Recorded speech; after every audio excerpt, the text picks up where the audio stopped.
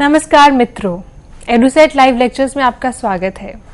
मित्रों, जैसा कि आप जानते हैं कि हमने भारतीय दर्शन में ज्ञान मीमांसा पर एक श्रृंखला शुरू की हुई है और आज उसी श्रृंखला की चौथी कड़ी लेकर के हम आपके समक्ष प्रस्तुत हैं। इस विषय पर चर्चा करने के लिए हमारे साथ हमारे स्टूडियो से मौजूद हैं doctor Ajay Verma. Doctor Verma associate professor हैं centre for philosophy, school of social sciences, JNU में। आइए डॉक्टर वर्मा का स्वागत करते हैं और उनसे जानते हैं कि वो आज भारतीय दर्शन में ज्ञान मीमांसा के किस पक्ष के ऊपर आज चर्चा करेंगे। सर, आपका स्वागत है। नमस्कार दर्शकों। पिछले कुछ व्याख्यानों में हम विपर्यय संबंधी मतों के विषय में और पहले ही बात कर चुके हैं। इस श्रृंखला में पिछले लेक्चर में हमने जाना कि न्याय मत विपर्यय को किस प्रकार से उसकी मीमांसा करता है। हमने यह भी जाना कि प्रभाकर मीमांसक किस प्रकार इस जो ख्यातिवाद का जो मत है उसी को ही नकारते प्रतीत होते हैं और वो ये मानते हैं कि विपर्यय में किसी भी प्रकार की ख्याति होती ही नहीं है, जिस कारण से उनका मत अख्यातिवाद कहलाता है। हमने यह भी जाना पिछले लेक्चर में कि जो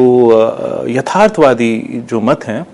उनके लिए एक विशिष्ट समस्या उत्पन्न होती है विपर्यय में, जो कि ये है कि यदि कोई वस्तु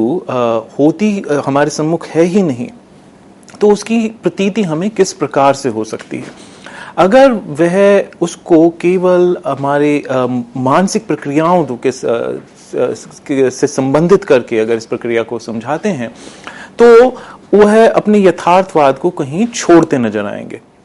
तो इस प्रकार यह ऑप्शन उनके पास अवेलेबल नहीं है। तो विपर्यय संबंधी जो मीमांसा है वह यथार्थवाद के लिए एक अलग ही प्रकार की समस्या प्रस्तुत करती है, जिसमें उनको अपना यथार्थवाद को भी बचा करके रखना है तथा साथ ही साथ इस प्रकार से विपर्यय के विषय में विमर्श प्रस्तुत करना है जिसमें वह जो हमें उसमें कॉग्निशन हो रहा है, विपर्यय में जो हमें कॉग्निशन हो रहा है, जिस वस्तु का कॉग्निशन हो रहा है उसको वह विशुद्ध रूप से एक मानसिक प्रक्रिया के द्वारा नहीं समझाएं। तो उनके पास ये दोनों जरूरतें, दोनों रिस्ट्रिक्शंस होती हैं और इसलिए यथार्थवादी जितने भी मत हैं उनको इन दोनों रिस्ट्रिक्शंस को ध्यान में रखते हुए अपनी मीमांसा प्रस्तुत करनी होती है। इसी श्रृंखला में आज हम भट्ट मीमांसकों के मत से शुरू कर सकते हैं। भट्ट मीमांसकों का मत नैयायिकों के मत से काफी मिलता जुलता प्रतीत होता है। भट्ट मीमांसक भी नैयायिकों की तरह यह मानते हैं कि जब हम एक प्रतिज्ञप्ति प्रस्तुत करते हैं, जैसे कि यह सर्प है, उसमें यह शब्द जो है वह रज्जु से आता है, लेकिन हम उसमें रज्जु का कॉग्निशन ना होकर के हमें जो प्रतीति होती है वह सर्प की होती है। किंतु जैसा कि पहले ही कहा गया कि यथार्थवादी उस सर्प को केवल एक मानसिक प्रक्रिया के रूप में नहीं समझा सकते। इसलिए भट्ट मीमांसकों के अनुसार भी यह जो सर्प की प्रतीति है इसमें भी कहीं ना कहीं यथार्थ सम्मिलित होता है। और इन दोनों को जब हम एक दूसरे में मिश्रित कर देते हैं, यह जो कॉग्निशन है जो कि रज्जु से आ रहा है, जो कि रस्सी से आ रहा है, और सर्प जो कि जिसकी हमें प्रतीति हो रही है, इन दोनों को मिला करके हमें एक विपर्यय से जो हमारे सामने प्रस्तुत होता है, जिसमें हम एक प्रतिज्ञप्ति तैयार करते हैं कि यह सर्प है, जबकि यथार्थ में जो वस्तु है जिसके विषय में हम बात कर रहे होते हैं, जिसके विषय में हम ये प्रतिज्ञप्ति प्रस्तुत करते हैं, वह सर्प ना होकर के रज्जु होती है। तो नैयायिकों की तरह ही भट्ट मीमांसक भी ये मानते हैं कि यहाँ पर ये जो इस प्रतिज्ञप्ति में जो यह का कंपोनेंट है, जो जिसके विषय में तो हम जिसके यथार्थता को हम नकार ही नहीं सकते, क्योंकि वह हमारे सम्मुख जो विषय वस्तु है वहीं से ही हमें सेंस डाटा आ रहा है, जिसको हम यह शब्द से इंगित कर रहे हैं। और सर्प जिसकी अवधारणा का हम अध्यारोप कर रहे हैं यह जो की प्रतीति पर, वह भी अपने यथास्थान पर यथार्थ है और इन दोनों के मिश्रण से विपर्यय अर्थात एरर तैयार होता है। तो यहां पर वह भट्ट मीमांसक भी नैयायिकों की तरह कहते हैं कि सर्प जो है उसका प्रत्यक्ष हमें वहां होता है विपर्यय में जहां की वो नहीं है। किंतु जो एक बड़ा प्रश्न जो यहाँ पर खड़ा होता है वह यह है कि सर्प का प्रत्यक्ष जो कि यथास्थान पर स्थित नहीं है उसका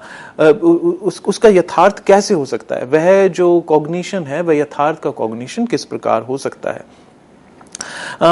विपर्यय में वस्तु वैसी प्रतीत होती है जैसे कि वो नहीं है। ऐसा इसलिए संभव होता है क्योंकि सर्प तथा रज्जु यथास्थान वास्तविक हैं, किंतु विपर्यय में जो संबंध तादात्म्य में जो स्थापित किया जाता है वह वास्तविक नहीं है। तो इस प्रकार भट्ट मीमांसक जो हैं हालांकि नैयायिकों के यथार्थवाद का पूर्णतः समर्थन करते हैं तथा यह मानते हैं कि जो हमें प्रतीति हो रही है यह शब्द से वह भी यथार्थ से है तथा सर्प भी अपने यथास्थान पर यथार्थ है, किंतु उनके अनुसार ये जो विपर्यय है उसके अंदर जो ख्याति है वो केवल स्थान संबंधी ही नहीं है, बल्कि उसमें एक रिलेशन जो स्थापित किया जा रहा है वह वहां पर मेन प्रमुख रूप से त्रुटि होती है। अर्थात जो विपर्यय में जो प्रतिज्ञप्ति होती है उसमें यह तथा सर्प यह जो कि सेंस डाटा को प्रदर्शित करता है, और सेंस डाटा स्वयं में ना तो गलत है ना कि सही है। सेंस डाटा अपने विषय में कोई आग्रह ही नहीं प्रस्तुत कर रहा है। सेंस डाटा बिना किसी अवधारणा से मिश्रित होकर के हमारे सामने आता है, तो उसमें हम सर्प की अवधारणा को मिश्रित कर देते हैं तथा दोनों में यह तथा सर्प उसमें हम एक तादात्म्य देखने लगते हैं। तो यहां पर भट्ट मीमांसकों के अनुसार त्रुटि जो है केवल इतना भर नहीं है कि सर्प जो कि कहीं और किसी और स्थान पर है उसको हम यहां देख रहे हैं। यहां पर केवल स्थान की ही त्रुटि नहीं है, यहां पर उससे इतर भी एक त्रुटि जो है हम करते हैं वो ये है कि सर्प और रज्जु में कोई संबंध एक्चुअली है नहीं, किंतु इस प्रतिज्ञप्ति में जब हम कहते हैं यह सर्प है, दोनों जो रिलाटा है यहां पर एक रज्जु जहां से हमें सेंस डाटा आ रहा है जिसको हम यह से प्रदर्शित करते हैं, यह शब्द से प्रदर्शित करते हैं, तथा सर्प जिसकी अवधारणा को हम उसके ऊपर आरोपित कर देते हैं, ये दोनों एक अलग अलग वस्तुएं हैं जो विपरीत आर्थक वस्तुएं हैं जिनको हम तादात्म्य संबंध में विपर्यय की स्थिति में देखते हैं। तो यहां पर दो विपरीतार्थक विपरीत स्वभाव लिए, क्योंकि ये रज्जु का स्वभाव बिल्कुल अलग है और सर्प के विषय में जो यथार्थ है वह बिल्कुल अलग है। रज्जु एक निर्जीव वस्तु है, जबकि सर्प एक सजीव वस्तु है। तो उन दो बिल्कुल विपरीत आर्थक विपरीत प्रकार की जो वस्तुएं हैं उनके बीच में हम एक तादात्म्य संबंध स्थापित करके इस प्रतिज्ञप्ति में प्रस्तुत करने की कोशिश करते हैं, जो कि एक ऐसा संबंध है जो कि इन दोनों वस्तुओं में पाया ही नहीं जाता। तो यहाँ पर जो दोनों रिलाटा हैं, जो दोनों वस्तुएं हैं जिनके बीच में संबंध स्थापित किया जा रहा है, नेमली रज्जु एंड सर्प अर्थात रस्सी और सांप, उनमें जो त्रुटि होती है एक तरीके से जो ख्याति है वो प्रमुख रूप से उनके संबंध को लेकर के है। तो ये दोनों जो रिलाटा जो हैं यानी कि रज्जु तथा सर्प अपने यथास्थान पर ठीक हैं।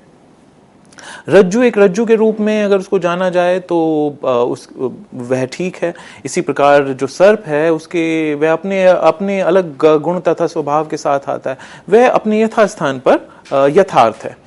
किंतु जब हम उन दोनों के बीच में एक तादात्म्य का संबंध देखने लगते हैं तो यहाँ पर हम उनके बीच में जो संबंध है नहीं उसको एक तरीके से उसकी स्थापना करते प्रतीत होते हैं और त्रुटि यही होती है। तो इस प्रकार भट्ट मीमांसकों के अनुसार जो ख्याति है उसका संबंध केवल स्थान को लेकर के ही नहीं है जैसे कि नैयायिक मानते हैं, जबकि वहीं दूसरी ओर वह उनका नैयायिकों के यथार्थवाद का पूर्णतः समर्थन करते हैं, किंतु उनके अनुसार केवल ये जो त्रुटि है केवल स्थान मात्र को लेकर के ही नहीं है, बल्कि जो एक संबंध स्थापित किया जा रहा है दो विपरीत प्रकार की वस्तुओं में, उसको त्रुटि वहां होती है। तो इसी कारण से उनका जो विपर्य संबंधी मत है उसको कहा जाता है विपरीत ख्यातिवाद। हालांकि यह जानना भी यहाँ पर आवश्यक है कि कुछ विद्वान न्याय जो एक्सप्लेनेशन है, न्यायिकों का जो एक्सप्लेनेशन है ख्याति के संबंध में, उसके लिए भी विपरीत ख्याति शब्द इस्तेमाल करते हैं, जिनमें कि प्रमुख काफी बड़े विद्वान एस.सी. चैटर्जी भी शामिल हैं। किंतु प्रमुख रूप से यह माना जाता है कि भट्ट मीमांसक जो हैं वो न्यायिकों से यथार्थवादी संबंधी मत पर तो उनका मत उनके साथ एक है, किंतु उनकी जो एक्सप्लेनेशन है ख्याति को लेकर के, विपर्य को लेकर के, वो थोड़ी सी भिन्न हो जाती है, जिसके अनुसार वे ये मानते हैं कि यहाँ पर जैसा कि पहले ही कहा जा चुका है कि जो विपर्य है वो केवल स्थान विशेष के संबंध में ही हम उसके विषय में बात नहीं कर सकते, किंतु उससे बढ़कर यहाँ पर एक संबंध को देखा जाता है जो कि वहां पर नहीं है। दो वस्तुओं के बीच में जो संबंध नहीं है उसको उस संबंध में देखा जाता है, उन दोनों को मिश्रित कर दिया जाता है, जहां पर दो विपरीत वस्तुओं को हम इकट्ठा मिला करके देखते हैं। तो इस प्रकार जो भट्ट मीमांसकों का जो मत है उसको हम विपरीत ख्याति कहते हैं, जो कि नैयायिकों से थोड़ा सा ही बहुत ही एक सूक्ष्म रूप से जिसमें कि अंतर है। तो भट्ट मीमांसक कहते हैं कि सर्प की कोई वास्तविक एक प्रकार से अनुभूति विपर्य में नहीं होती। यदि ऐसा होता तो वह ज्ञान, इस प्रकार का ज्ञान विपर्य की श्रेणी में आता ही नहीं। तो विपर्य में उनके अनुसार दो भिन्न अथवा विपरीत वस्तुएं, यानी कि एक ऐसी वस्तु जो हमें अनुभूत हो रही है तथा एक दूसरी वस्तु जो कि अपने यथास्थान पर यथार्थ है, का मिश्रण कर दिया जाता है। इस प्रकार का विपर्य भट्ट मीमांसकों के अनुसार विपरीत ख्यातिवाद कहलाता है। तो इस प्रकार जो भट्ट मीमांसकों का जो मत है वह बहुत सूक्ष्म रूप से जो दूसरे यथार्थवादी मत है नैयायिकों का, उससे तो अलग है ही। उसके अतिरिक्त जो एक दूसरा मत हमें मीमांसकों में ही मिलता है, जो कि प्रभाकरों का मत है, उससे भी वो बहुत अलग प्रतीत होते हैं, जैसा कि हम पहले ही अपने पिछले व्याख्यान में जान चुके हैं। प्रभाकर मीमांसक जो हैं उनके अनुसार जो विपर्य है उसमें हम किन्हीं दो अलग अलग प्रकार के जो उपलब्धि होती है उनके विषय में जो हमें एक भेद करना चाहिए था वो हम नहीं करते हैं। तो उनके अनुसार जो सर्प है वो हमारी स्मृति से आ रहा है, हमें एक्चुअली जो जब हम कहते हैं यह सर्प है तो उसमें सर्प का जो हमें स्मरण हो रहा है, किंतु हम उसको स्मरण ना जान करके हम उसको ऐसा जानते हैं कि इसकी हमें वास्तव में हमें इस क्षण में ज्ञान हो रहा है। तो हम स्मरण तथा जो प्रत्यक्ष है, प्रत्यक्ष और स्मरण में, स्मृति में जो भेद होता है उस भेद को ग्लॉस ओवर कर देते हैं। उस भेद का जो हमें ज्ञान होना चाहिए था उस भेद के ज्ञान को हम छोड़ देते हैं। तो किंतु उनके अनुसार किसी वस्तु के भेद को ना जानना इस कुछ इस प्रकार से है कि हमने यहाँ पर जो किया जाना चाहिए था, जो कार्य हमें करना चाहिए था, उसको नहीं किया। किंतु किसी कार्य को ना करना उनके अनुसार त्रुटि की श्रेणी में नहीं आता। तो वो एक बहुत ही अलग प्रकार का मत है। हालांकि वो भी मीमांसा जो स्कूल्स हैं, जो षट दर्शनों में जो मीमांसक हैं, वे भी पूर्व मीमांसा में ही एक मत है। लेकिन उसके बावजूद कुमारिल भट्ट तथा प्रभाकर जो हैं, उनके मत में एक बहुत काफी अंतर हमारे सामने प्रस्तुत होता है। अब इसके अतिरिक्त ये तीन जो न्यायिक, प्रभाकर तथा भट्ट, ये तीन प्रमुख मत हैं जो कि यथार्थवादी, ये एक ऐसे दर्शन हैं जो कि यथार्थवादी होते हुए भी जो विपर्यय की कुछ इस प्रकार से हमें एक्सप्लेनेशन देते हैं जहां पर वह अपने यथार्थवाद को भी पूर्ण रूप से इंटैक्ट रख पाते हैं, उसका पूर्ण रूप से डिफेंड कर पाते हैं, उसका बचाव कर पाते हैं, तथा साथ ही साथ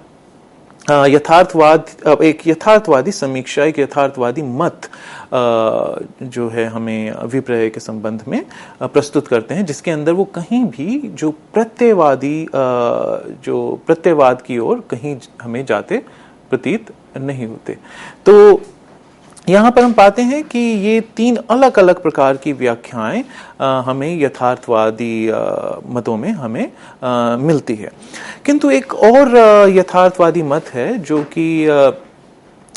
कि बहुत एक अलग तरीके से हमें विपर्यय के विषय में हमारे सामने प्रस्तुत होता है, जो कि हमें रामानुजाचार्य से मिलता है। यहाँ पर यह जानना उचित होगा कि रामानुजाचार्य भी अद्वैत मत से संबंध रखते हैं, तथा उनका जो दर्शन है वह विशिष्ट अद्वैत कहलाता है। उनके अनुसार जो संपूर्ण जगत है, उसका जो हमें आभास हो रहा है, वह हमें आभास प्लूरलिज्म के साथ होता है। यानी कि हमें जो अलग अलग वस्तुएं हैं, हमें वह विशिष्ट रूप से अपनी अलग एक सत्ता लिए हुए हमारे सामने प्रस्तुत होती हैं, मानो कि वह स्वयं में भी यथार्थ हों। किंतु यह जो हमारे सामने प्लूरलिज्म जो हमारे सम्मुख प्रस्तुत होता है, रामानुज के अनुसार यह अल्टीमेटली जो है वह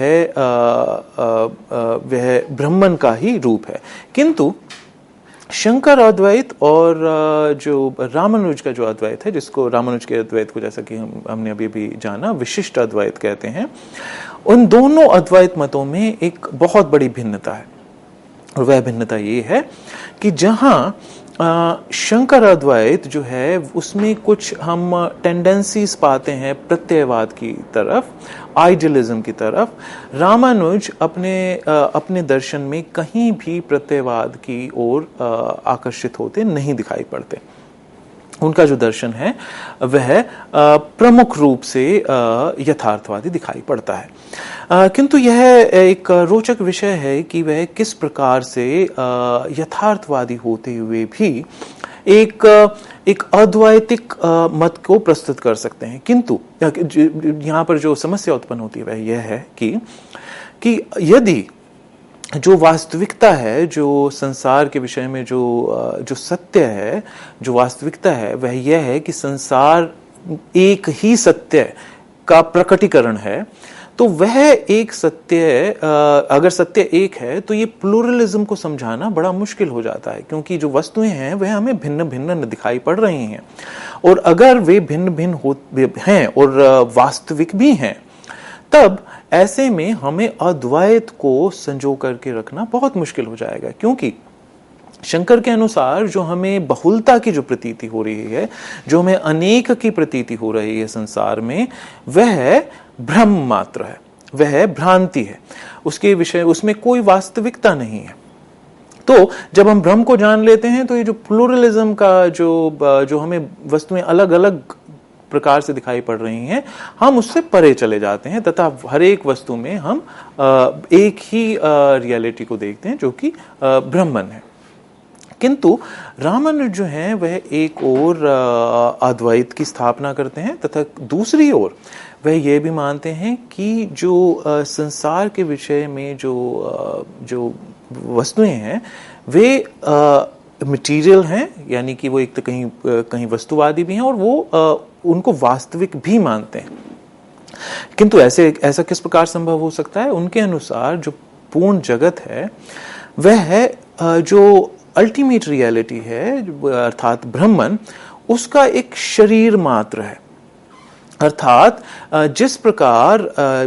इसको इस प्रकार से भी समझा जा सकता है कि जिस प्रकार हमारे जो अलग अलग अंग हैं हमारे शरीर में, वे काम अपने एक इंडिपेंडेंट रूप से भी काम करते हैं, किंतु वे अंततोगत्वा वे एक संपूर्ण शरीर का ही एक हिस्सा है तथा उसके ही फंक्शन में कहीं ना कहीं कंट्रीब्यूट कर रहे होते हैं।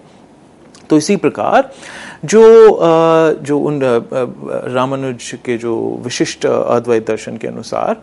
जो ब्रह्मन है वो एक एक्चुअल रियलिटी है, और उसके अंदर जो हम अलग अलग भिन्नताएं देखते हैं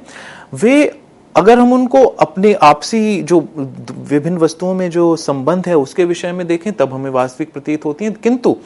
जब हम उसको अल्टीमेटली उसको जो ब्रह्मन के संबंध में देखते हैं तो वो हमें एक फंक्शनल रियलिटी लिए हुए प्रतीत होती हैं, उस एक ओवरआर्किंग रियलिटी की ओर। तो उनके अनुसार जो प्लूरलिज्म है वो उसको एक ब्रह्मन की एक विशिष्टता के रूप में उसको वो समझाते हैं। वहीं दूसरी ओर वो ये भी कहते हैं कि संपूर्ण जगत जो है वह पंचभूत से ही बना हुआ है। तो यहाँ पर भी वो जो नैयायिकों का जो यथार्थवादी मत है उसके काफी समीप आते प्रस्तुत होते हैं। और इसी प्रकार उनका जो ख्यातिवाद जो मत है वह कहलाता है सदख्यातिवाद, अर्थात वहाँ जहाँ पर जो हमें किसी वस्तु के जो हमें प्रतीति हो रही है वह उसके अंदर वह संपूर्ण रूप से वास्तविक है रामानुज के अनुसार। और एक इस प्रकार से हम अगर देखें तो यहाँ पे वो यथार्थवाद का समर्थन में कहीं बाकी के जो मीमांसक हैं और नैयायिक जो हैं उनसे भी आगे जाते प्रतीत होते हैं, एक अद्वैतन होते हुए भी, अद्वैत मत को स्वीकार करते हुए भी। अब यहाँ जानना ये रोचक है कि वे अद्वैत मत के साथ साथ यथार्थवादी समीक्षा भ्रांति की या विपर्य की किस प्रकार कर सकते हैं। अब अगर हम ये कहें कि जो जैसे इस एग्जाम्पल में, इस उदाहरण में जो हमें रज्जू में सर्प दिखाई पड़ रहा है, यहाँ पर अगर हम ये कहें कि वह सर्प जो है वह सत्य है, जैसा कि सदख्यातिवाद शब्द से ही हमें बोध हो जाता है, तो यहाँ पर जो रामानुज का जो मत है, सदख्यातिवाद जो मत है, उसके अनुसार जो हमें रस्सी में सर्प का जो बोध हो रहा है वह पूर्ण रूप से पूर्णतया ही सत्य है। वह किस प्रकार से सत्य हो सकता है? रामानुज के अनुसार क्योंकि संपूर्ण जगत केवल 5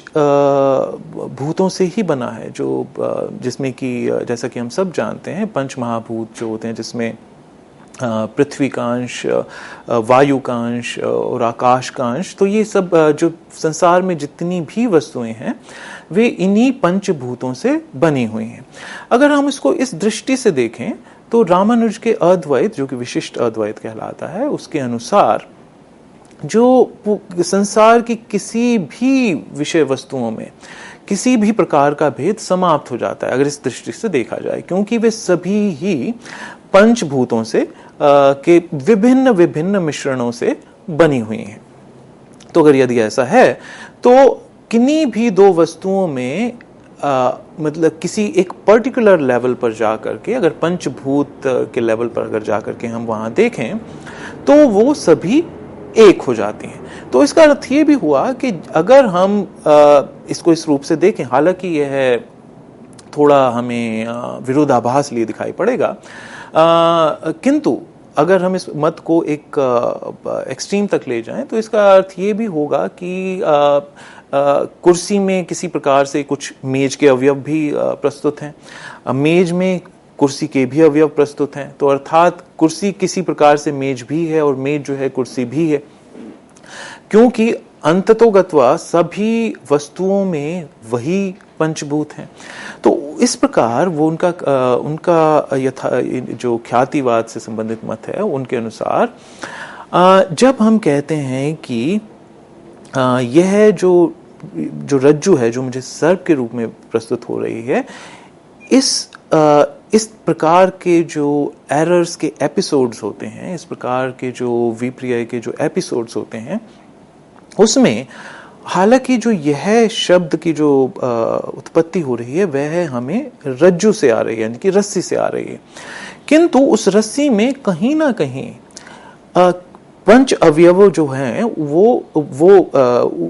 उसमें वही स्थित हैं। तो वहीं उसी में कहीं ना कहीं सर्प भी है। अर्थात उसमें होता ये है रामानुज के अनुसार,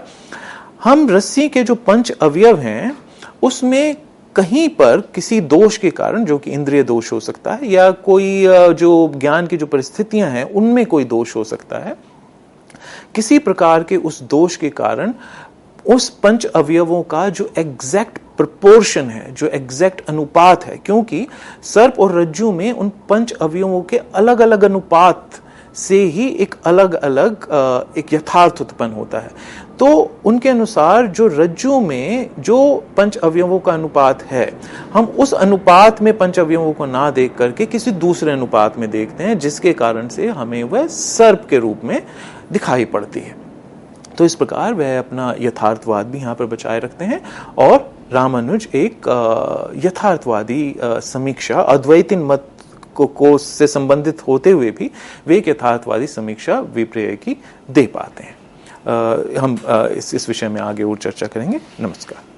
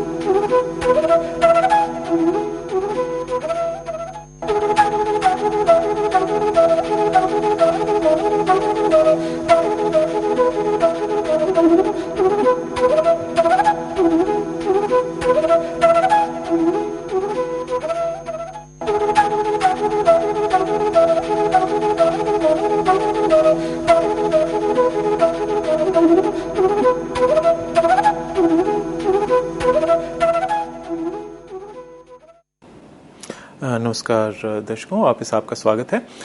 जैसा कि हमने अभी जाना, रामानुजाचार्य जो हैं वह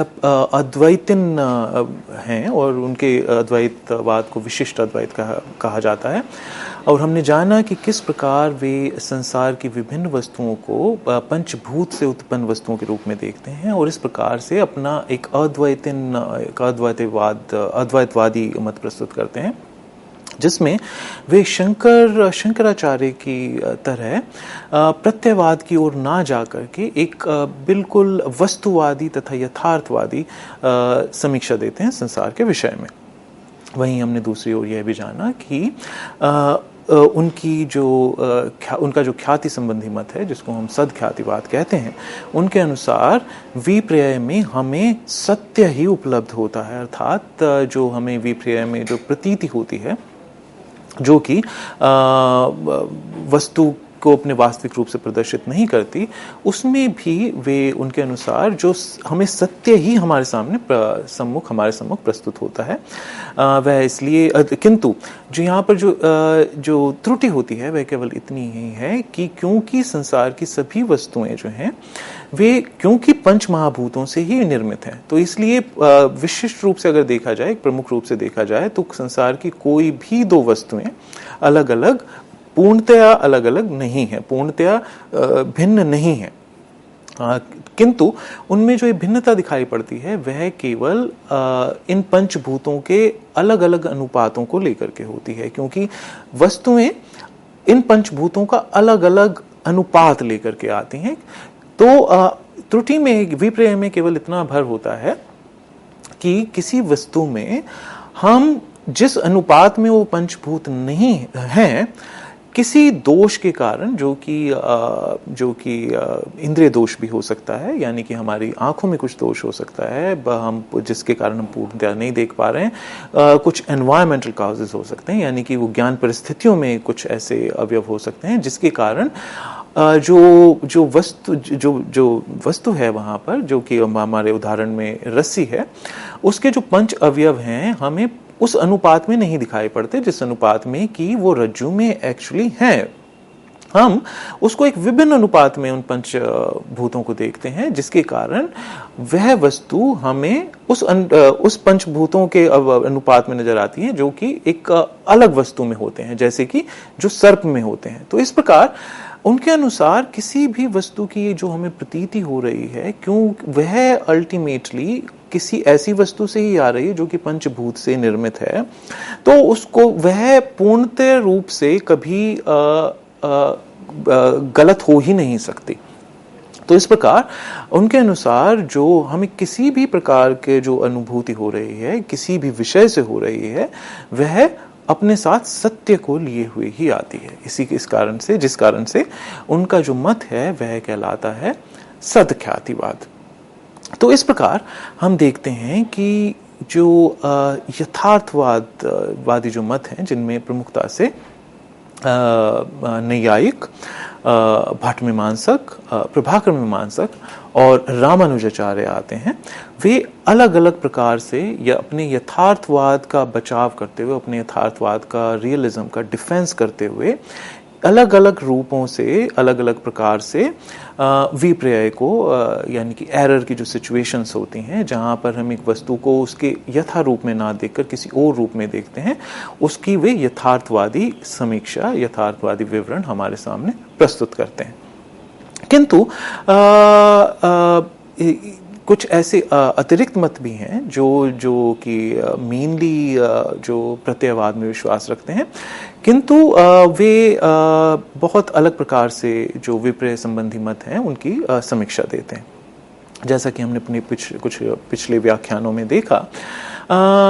कि विपर्यय को समझाने के लिए, उसको थियराइज करने के लिए प्रत्ययवादी मतों के लिए कोई बहुत विशेष चुनौती उत्पन्न नहीं होती है, क्योंकि प्रत्ययवाद के अनुसार जो संसार है वह हमारे सामने केवल प्रत्यय अर्थात आइडियाज के रूप में ही प्रस्तुत होता है। आइडियाज से परे वह संसार वास्तविक है या नहीं, यह जानने का हमारे पास कोई भी माध्यम नहीं है, हमारे पास कोई भी जरिया नहीं है। इसको कुछ इस प्रकार से समझा जा सकता है कि किसी भी वस्तु का जब हमें ज्ञान प्राप्त हो रहा है तो वह किस रूप में प्राप्त हो रहा है। हमें इंद्रियों से कुछ सेंस डाटा आ रहा है, किंतु हमारे सम्मुख जो प्रस्तुत है, हमारे मनस के सम्मुख जो प्रस्तुत है, वह है केवल प्रत्यय अर्थात केवल आइडियाज, और उन आइडियाज में किसी भी प्रकार की यथार्थता, कोई भी मटेरियल एस्पेक्ट उसमें नहीं है। अर्थात अगर हम किसी मेज को कहें तो वह मेज हमारे लिए, उसका ज्ञान किस प्रकार से प्राप्त हो रहा है, उसके अंदर एक हमें ठोसता दिखाई पड़ती है केवल, किंतु वह उसका ठोस होना क्या है, हमारी जो त्वचा की जो इंद्रिय है उसके से हमें विशेष प्रकार की अनुभूति हम तक पहुंच रही है, एक विशेष प्रकार का आइडिया हम तक पहुंच रहा है, जिसको हम ये मानने लगते हैं कि यह ऐसी वस्तु से आ रहा है जो कि हमसे बाहर कहीं वास्तविक है। किंतु प्रत्ययवादी कहेंगे कि ये जो इस प्रकार के जो ऐन्द्रिक अनुभव होते हैं वो तो हमें कई बार विषय वस्तु के ना होते हुए भी होते हैं। जैसे कि हमें ड्रीम सीक्वेंसेस में, हमें स्वप्नों में कुछ वस्तुएं दिखाई पड़ती हैं, हमें ऐसा भी लगता है कि वो वास्तविकता में वहां पे हैं, किंतु होती नहीं है। तो वास्तविकता जिसको हम कहते हैं वह भी कहीं ना कहीं उसको हम अनुभव में रिड्यूस कर सकते हैं। It's reducible to certain experiences. तो हम किसी भी प्रकार की विवेचना प्रस्तुत करके देखें यथार्थ मतलब जो वस्तु के संबंध में, वह अल्टीमेटली आइडियाज के के रूप में ही होगी। तो इस प्रकार जो हमारे सम्मुख जो है किसी भी वस्तु के विषय में जो हमारा वाया मीडियम है उस वस्तु तक पहुंचने का, उस वस्तु का ज्ञान प्राप्त करने का, वह है केवल आइडियाज। और जो आइडियाज हैं वो हमारे मनस के सम्मुख प्रस्तुत होते हैं, लेकिन उन आइडियाज से परे क्या है, क्या कोई वास्तविकता है, ऐसा हम पूर्णतया कभी सिद्ध नहीं कर सकते, ऐसा प्रत्ययवादियों का मत है। तो जो हमारे सामने जो संसार की एक अनुभूति हो रही है, उनके अनुसार यह केवल हम तक जो पहुंच रही है, वो संसार को हम केवल एक अनुभूति के रूप में जानते हैं, और जो अनुभूति है वह आइडियाज के टर्म्स में होती है। इस प्रकार आइडियाज से परे जो जाकर के अगर हम किसी वास्तविक वस्तु की स्थापना करने की कोशिश करें तो वो एक लंबी छलांग लगाने की तरह है। हमारे पास कोई भी प्रमाण ऐसा नहीं है जिससे हम ये सिद्ध कर पाएंगे कि आइडिया से परे एक वास्तविक जगत है, क्योंकि वो जो जगत की किसी भी प्रकार की जो समीक्षा है वो हमें आइडियाज के टर्म्स में ही करनी पड़ेगी। तो यहां पर जो विपर्य है वह उसमें जो हमें एक वस्तु दिखाई पड़ती है जो कि वहां पर नहीं है। अब प्रत्ययवादियों के अनुसार तो इन एनी केस जो जिसको हम वास्तविकता कहते हैं, जो जगत के विषय में जिसको हम वास्तविकता कहते हैं, जो रियलिज्म जो है, उनके अनुसार संसार जो है वो इन एनी केस हमें आइडियाज के रूप में ही हमारे सामने प्रस्तुत हो रहा है। तो यहाँ पर जो त्रुटि है वो एक फंडामेंटली शुरुआत से ही है। तो उनके अनुसार तो जो ये किसी भी प्रकार की प्रतीति जो होती है, क्योंकि वह आइडियाज के टर्म्स में ही है, तो उसमें अगर हम यथार्थवाद को कहीं से लाने लगें तो वह अपने आप में ही एक त्रुटिपूर्ण प्रक्रिया है। तो इस प्रकार जो विपर्य के जो एपिसोड्स हैं, जो एरर के जो एपिसोड्स हैं, प्रत्ययवादियों के लिए आइडियलिस्ट्स के लिए कहीं पर उनके आइडियलिज्म को पुष्ट करने के लिए उनको एक लीवे, उनको एक टूल प्रदान करते हुए प्रतीत होते हैं। अब यहाँ पर जो आइडियलिस्ट जो मत हैं, प्रत्ययवादी मत हैं, उनमें जो ख्याति के विषय में जो हमारे सामने कुछ प्रमुख थियरीज जो हमें प्राप्त होती हैं वे हैं शून्यवादी स्कूल, शून्यवादी जो मत है, बौद्ध दार्शनिकों का जो मत है, वहाँ से आती है। जो उनके ख्यातिवादी मत को कहते हैं असत ख्यातिवाद। फिर एक विज्ञानवादी बौद्ध दर्शन से हमें समीक्षा प्राप्त होती है जिसको कहते हैं आत्मख्यातिवाद, तथा अद्वैतवादी मत जिसको कि अनिर्वचनीयवाद कहते हैं। तो इस प्रकार हमारे सामने एक तीन प्रकार की जो मत हमारे सामने प्रस्तुत होते हैं। एक शून्यवादी मत जिसको हम कहते हैं असत ख्यातिवाद। शून्यवादियों के अनुसार यह जानना रोचक होगा कि उनके अनुसार जो हम जितनी भी संसार में जो विषय वस्तु हैं उनको एक अमुक विषय वस्तु के रूप में जब हम देखते हैं तो हम वहीं पर ही एक फंडामेंटल रूप से कहीं पर त्रुटि कर रहे होते हैं। वो इसको कुछ इस प्रकार से समझाते हैं कि संसार की जो सभी वस्तुएं हैं वे प्रतीत समुत्पाद से उत्पन्न है, अर्थात कुछ कंडीशंस के कारण उत्पन्न हुई होती हैं। तो जिस प्रकार से कि अगर कोई मेज है, कोई लकड़ी से बनी हुई मेज जो है वह उस कुछ कारणों से, जब वह कारण अपने साथ अपने किसी स्थान पर इकट्ठे होते हैं, उन कारणों से वह मेज हमारे सामने प्रस्तुत होती है, और अगर वह कारण समाप्त हो जाएं तो वह मेज हमारे सामने से चली भी जाएगी। तो उनके अनुसार क्योंकि संसार जो है एक प्रतीत समुत्पाद से उत्पन्न है, यानी कि अपनी सत्ता के लिए वे अपने उसके जो कॉजेज हैं उनके ऊपर डिपेंड होता है, इसलिए उस संसार में कोई वास्तविकता ही नहीं है। इसको कुछ इस प्रकार से भी समझा जा सकता है। उनके अनुसार वस्तुओं में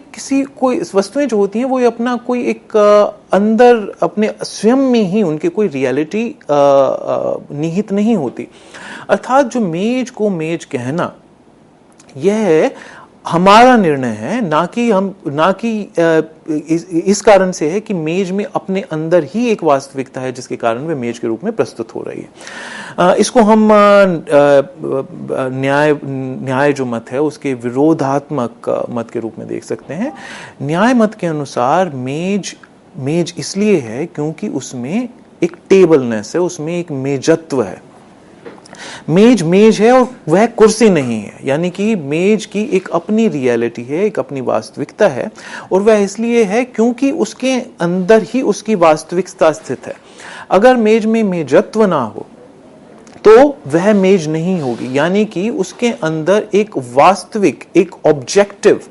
एक वस्तुनिष्ठ रियलिटी है जिसके कारण मेज एक मेज के रूप में प्रस्तुत होती है। अर्थात इसको कुछ इस प्रकार से भी कहा जा सकता है, हालांकि यह विरोधाभास लगेगा, किंतु उनके अनुसार मेज जो है मानो वो अपने साथ एक नेम प्लेट लिए आ रही है कि वह अपने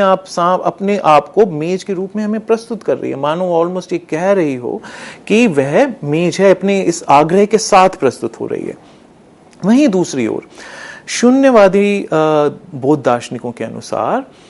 मेज अपने स्वयं में किसी भी प्रकार का इस ऐसा आग्रह लिए प्रस्तुत नहीं हो रही। मेज स्वयं में कुछ भी नहीं है, मेज स्वयं में शून्य है,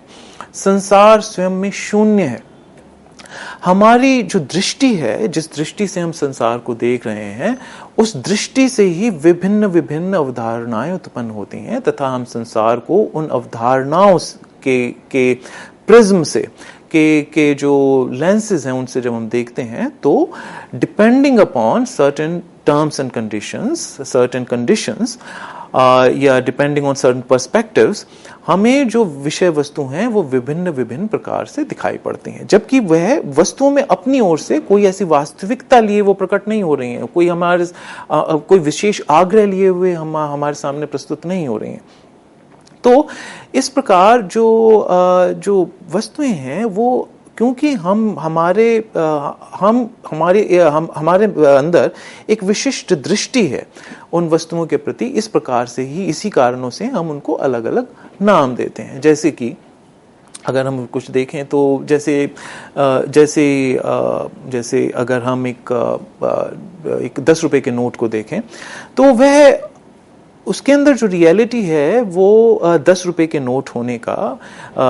10 रुपए वो वह यह है कि वह एक इंस्टीट्यूशनलाइज्ड रियलिटी है। जबकि किसी और व्यक्ति को जो कि उसको उस इंस्टीट्यूशनलाइज्ड रियलिटी को नहीं जानता, उस वस्तु को उस दृष्टि से नहीं देख सकता, उसके लिए वह एक पेपर मात्र है, वह केवल एक पेपर है, उससे अधिक कुछ भी नहीं है। तो इस प्रकार से जो किसी वस्तु के प्रति जो हमारी एक दृष्टि है उस पर ही यह निर्भर करता है कि उस वस्तु को हम किस प्रकार से देख रहे हैं। तो इस प्रकार शून्यवादियों के अनुसार संसार में जो वस्तुएं हैं उनके विषय में केवल एक ही सत्य बात है, जो कि है कि वह यूनिक पर्टिकुलर्स हैं, अर्थात वे स्वलक्षण हैं। वे उनको हम किसी भी सामान्य लक्षण के रूप में जब हम देखने लगते हैं तो हम वहीं त्रुटि कर बैठते हैं। अर्थात संसार जो है प्रत्येक क्षण बिल्कुल अलग है और अब संसार जो है प्रत्येक मोमेंट में, प्रत्येक क्षण में अपना एक अलग ही लक्षण, जिसको कहा जाता है स्वलक्षण, लेकर के प्रतीत होता है। और हर एक जो मोमेंट है उसकी एक अपनी अलग रियलिटी है जिसको हम अवधारणाओं या लैंग्वेज में आबद्ध नहीं कर सकते।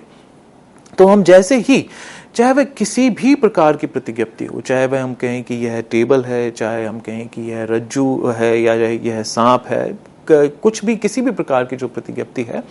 वह इस प्रकार से किसी न किसी रूप में एक विपर्यय का ही एक अंग है। वह किसी न किसी तरह से एक अपने आप में ही एक त्रुटिपूर्ण प्रतिज्ञप्ति है, क्योंकि संसार जिसमें कोई अपना स्वभाव नहीं है, संसार जिसमें कि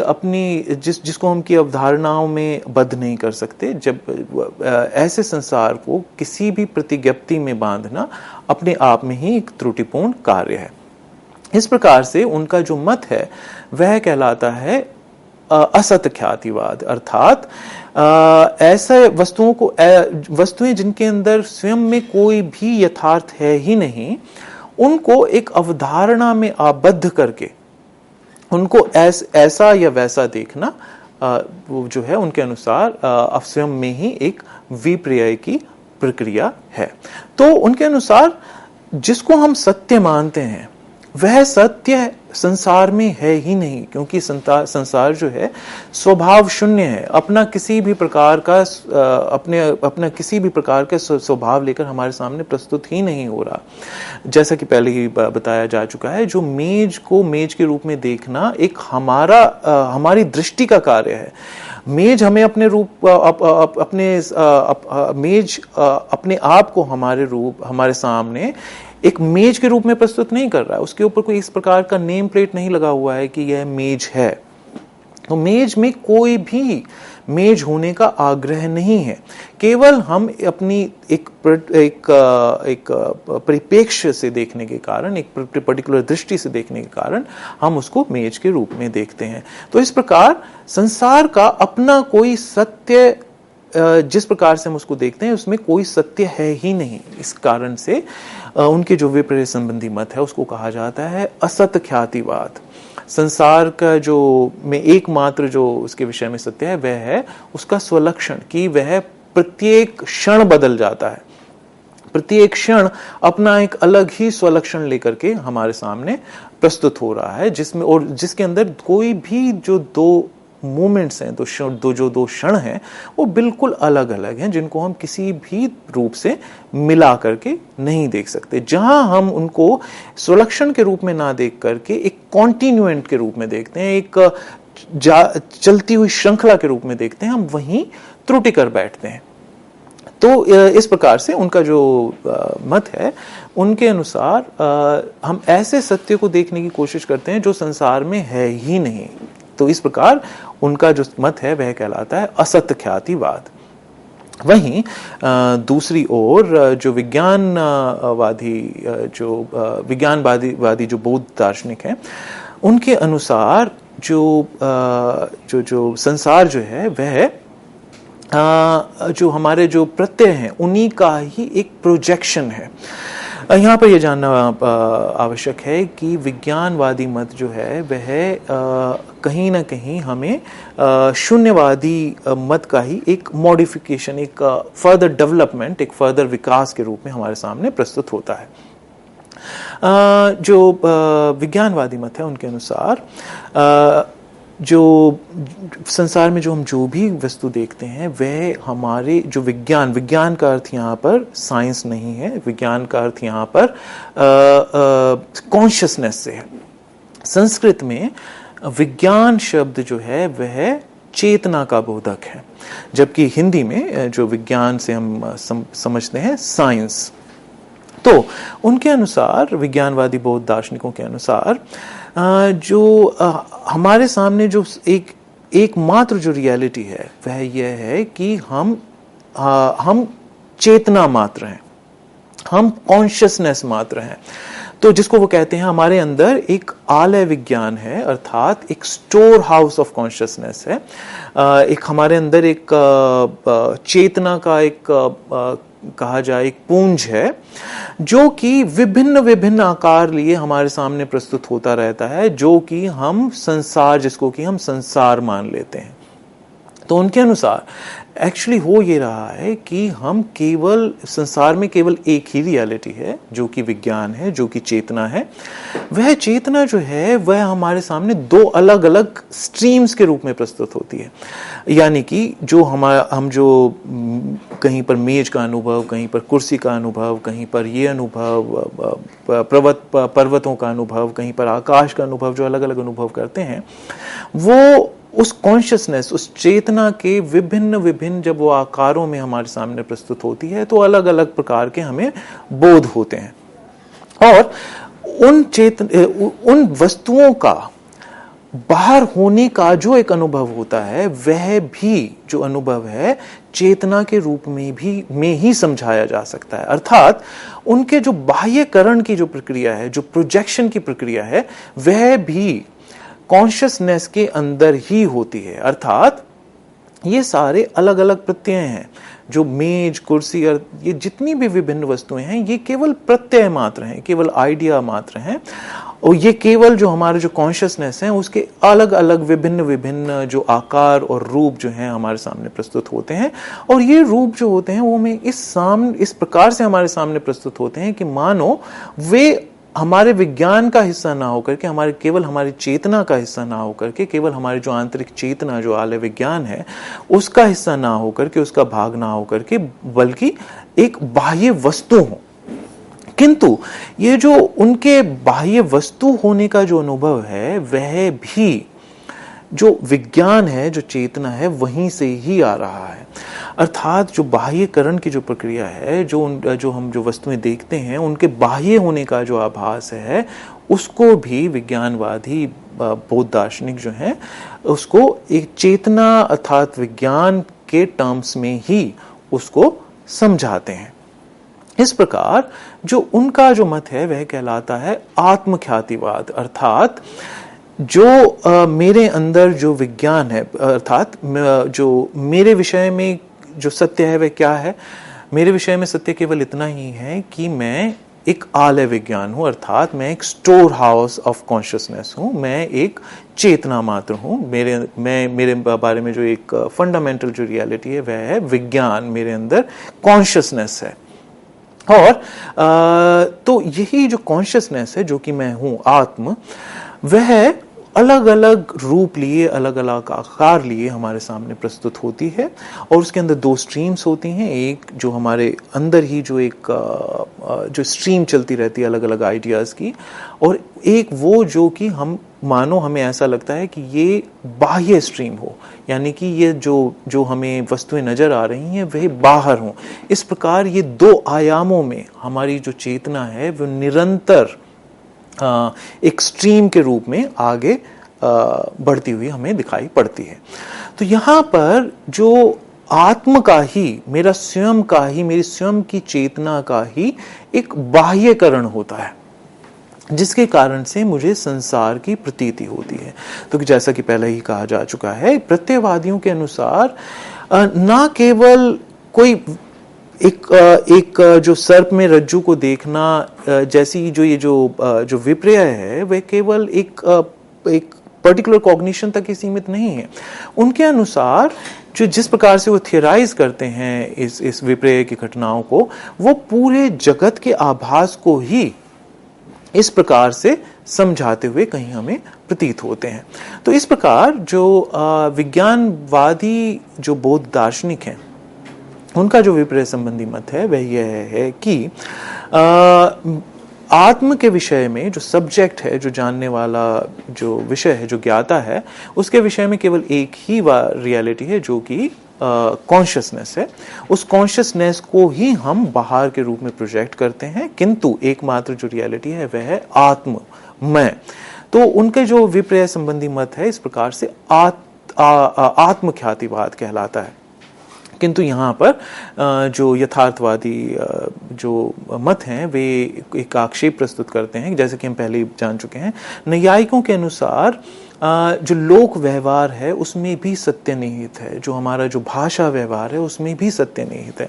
तो यहाँ पर नैयायिक जो हैं ये आक्षेप करते हैं कि अगर जितने भी अलग अलग प्रकार जो हमें नजर आते हैं वस्तुओं के, अगर वे केवल आत्म चेतना जो हमारे अंदर जो विज्ञान स्थित है उसके ही अलग अलग रूप मात्र होते, तो हमारे जो स्टेटमेंट्स होते वो ये नहीं होते, इस प्रकार से नहीं होते कि यह कुर्सी है, यह मेज है, वह पर्वत है,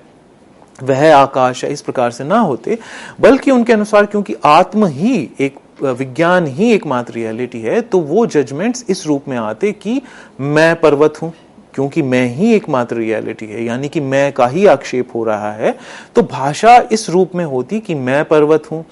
मैं आकाश हूं, मैं पृथ्वी हूं, मैं मेज हूं, मैं कुर्सी हूं। कुछ इस प्रकार से भाषा में हमारे जो जजमेंट हैं वो प्रस्तुत होने चाहिए, क्योंकि भाषा जो है, जैसे कि हम पुराने अपने कुछ पिछले लेक्चर्स में बात कर चुके हैं, नैयायिकों के अनुसार भाषा का प्रारूप, उसकी जो संरचना होती है वह वही संरचना होती है जो कि संसार में वास्तविकता